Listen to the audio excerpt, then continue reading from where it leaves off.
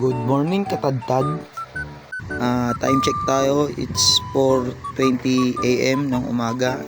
Tatastasin natin ngayon ng isang buong baboy nating titinda. Syempre una natin puputulin yung ulo para naman maigalaw natin yung katawan. At ayun nga, nakita nyo naman, kinat ko yung video at ibinuka ko na yung katawan ng baboy para mahati natin na mabilisan sa dalawa.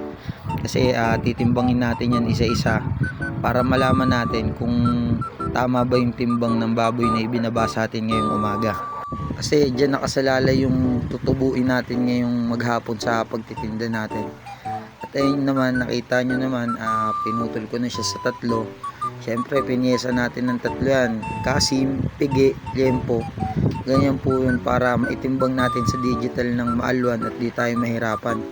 Tapos lilista natin isa-isa yan. Sa part naman na to seryosong seryoso talaga tayo.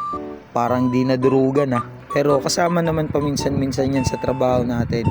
Dahil hindi naman lagi perfecto ang pulso natin sa pagtaga ng bawat pyesa ng baboy. At yan, tapos natin silang pagpiyesa-piyesahin. Kaya pumasok na tayo sa loob para naman timbangin natin sila isa-isa. Kasi mahirap naman kung magkukulang yung timbang natin. Syempre, tayo rin malulugi. Kawawa naman yung amo natin. Kaya importante talaga yung ganitong proseso bago tayo mag-display ng paninda natin. Kailangan natin talagang gawin to araw-araw. Sa part naman na to, and makikita nyo na tinatanggalan ko na isa-isa ng pata at isinasabit ko na dyan na tayo magsisimula mag-display kasi natimbang na natin sila isa-isa para makapagsimula na rin tayo.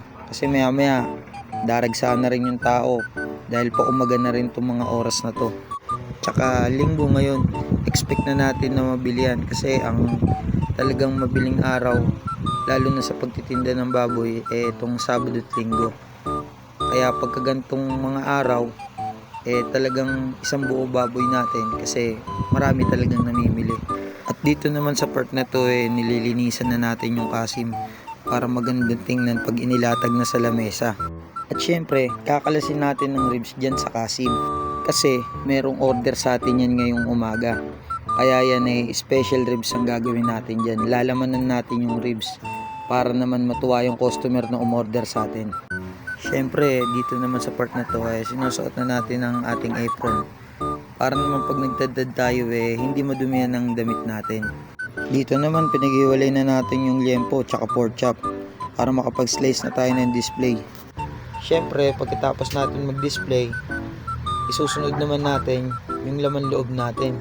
Kailangan na natin kalas-kalasin yan, lalo-lalo na yung atay. Importante yan. Lalo pag gantong linggo, may mga customer tayong nagluluto ng menudo, higado, batchoy. Minsan nakakuha rin sa akin yung customer ko ng atay. Ginagawa naman nilang barbecue, pinaninipisan sa atin. At eto na nga, tapos na tayo mag-display. Dumating na rin ang manok natin na iniintay kanina pa. Ayan, kitang-kita, meron na tayong display na pork chop, buto-buto, liempo, pigi, kasim. Kung may maglilitsyon kawali, meron pa rin tayo dyan. Liempo na buo. At hanggang dito na lang mga katadtad. Happy Sunday sa lahat.